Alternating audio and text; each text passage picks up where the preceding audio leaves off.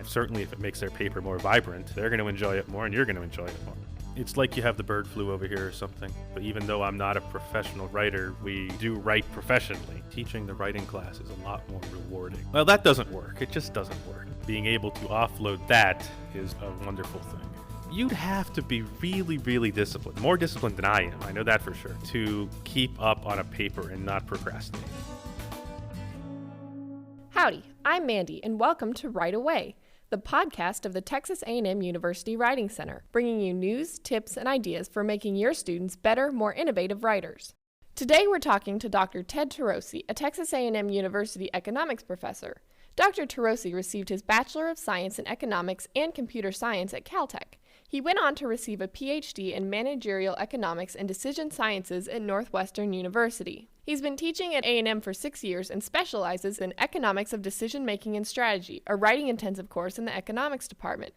Dr. Turosi began by advising prospective W course professors about the workload and rewards of teaching a W course. I really don't think it's any more effort to teach a writing-intensive class than to teach a class that's based more on homeworks and exams. The distribution of effort is a little bit different, and the types of things you spend your time on are a little different. But overall, there's not a lot more of a time investment, so there's a number of advantages in that regard. But more than that, I've found teaching the writing class is a lot more rewarding. I get a lot more out of the effort that I put in. One other benefit that I've really gotten from teaching the writing class is that my writing has gotten a lot better. I've certainly become more conscious about the quality of my writing, and my professional writing has definitely seen the benefits. But even though I'm not a professional writer, we do write professionally, and now I've come to be a little bit more aware of some of the really bad habits that I have. And I found that the things that bother me the most in my students' papers are things that I do. Next, Dr. Turosi talked about his W course requirements and ways he helps his students accomplish their goals. This course has a final paper, which is the primary writing assignment in the course. Economics majors, by and large, don't become professional economists. So instead, what we try to do is structure the writing assignment to be very open. The students are expected to take some principle of strategic thinking we talked about in the course and to apply it to any situation that they're interested in. There's pluses and minuses to this. This is one of the reasons why I feel like I really get to know my students so well, because I'll have students come in and have all sorts of ideas about what interests them. So you get this really wide diversity. Now, when you have that kind of an open-ended assignment in terms of topic, you have to give some support. When I first started teaching this class, I was of the attitude, okay, you're a college student, you can write a paper. Now, you don't need a lot of support. First day, here's the requirements. See you at the end of the semester. I'm here to help. Well, that doesn't work. It just doesn't work. There's two problems. First of all is staying on target in terms of a schedule. You'd have to be really, really disciplined, more disciplined than I am, I know that for sure, to keep up on a paper and not procrastinate. Invariably, things that get pushed to the end, there wouldn't be enough time to really develop the paper, and it wouldn't work so well. So one sense of the support is needing to have a schedule to stick with. Another aspect is too much freedom is not always a good thing, because with freedom comes uncertainty and risk. And even though I insist to my students, and I honestly do mean it, that I'm quite happy to accept any topic, if they can convince me that it's about strategy, I'm happy to let them run with it. I don't get the sense that all of them necessarily believe me because, well, he says that, but what if I pick the wrong topic? He doesn't really mean it. He's waiting to get me. But there's another variation on this too that I've become more aware of, and it's that many students don't think that they can write anything worth writing, and that's really the problem.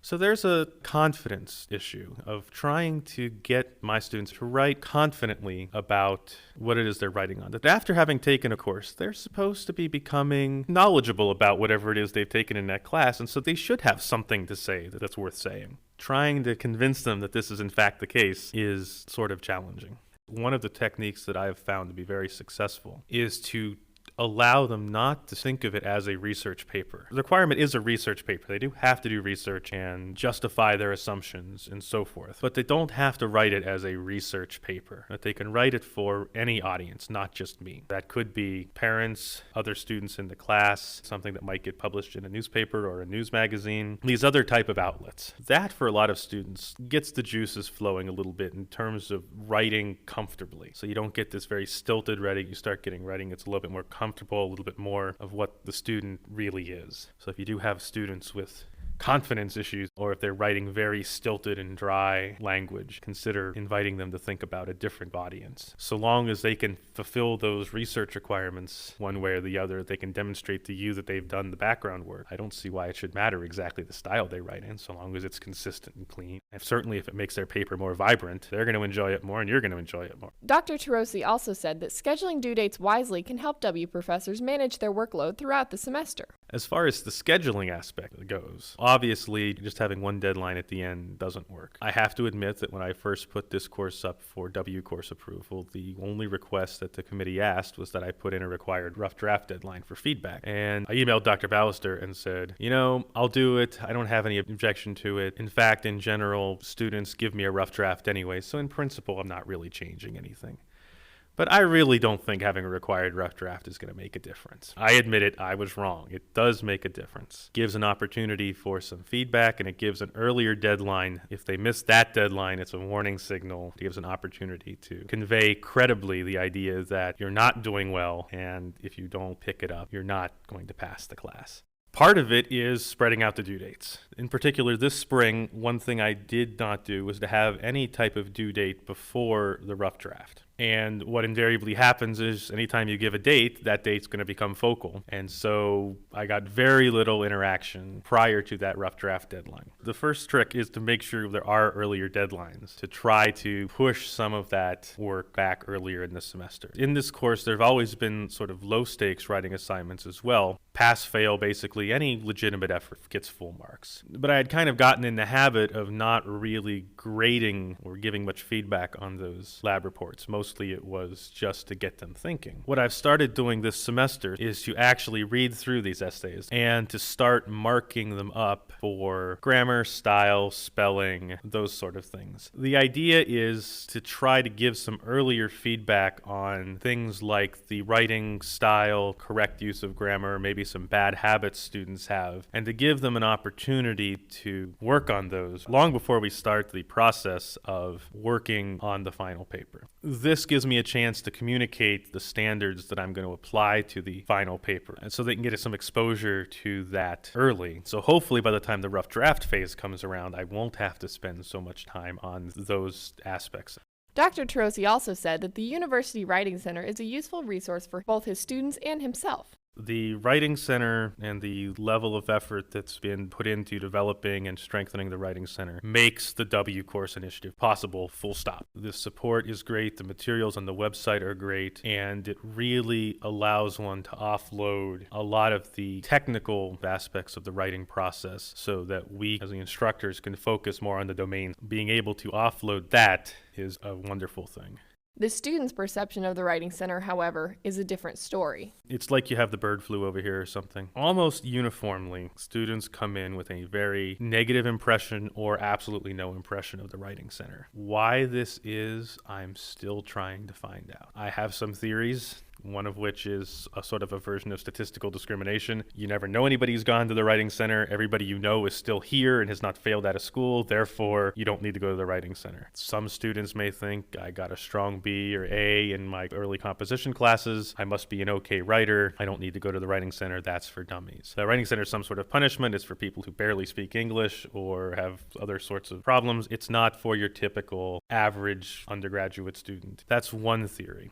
Another theory is that maybe at some point in time in history, the Writing Center wasn't as helpful or as good as it is now, and it certainly hasn't been true since I've been here, but there could be sort of an institutional memory of a time when the Writing Center hadn't been as developed as it is now, with the extensive training of the consultants, with the website. Perhaps there's some long institutional memory of that process. Students initially are very reluctant, even though I try to tell them that you really need to go check out the Writing Center. Students seem to be rather reluctant to do it. That said, when I get them to go, they always come back happy. And anyone who knows anyone who goes is more willing to go. The problem is just getting a couple of them to go and come back happy. And then after that, it seems to get easier. I basically just tell them, no, you really need to go. And trust me, it'll be all right. And eventually, someone will listen. Someone will believe me that it really is worth your time. And the next time I see the drafts of those papers, they're much better. It's not just they're happy about the experience. They really are getting somewhere because of it. And given that I know that the consultants aren't doing the work, they must be learning something. For more information about the Writing Center or Dr. Tarosi, please visit our website at writingcenter.tamu.edu. Thank you for joining us for Write Away. Write Away is a production of the University Writing Center at Texas A&M. This podcast serves the mission of the University Writing Center by providing a resource to help literacy and written communication skills at Texas A&M University. We'd like to thank Dr. Tarosi for his time today and dedication to writing instruction at Texas A&M University. I'm your host, Mandy Crawford, hoping you'll join us next time, and reminding you, when you get the chance, write away.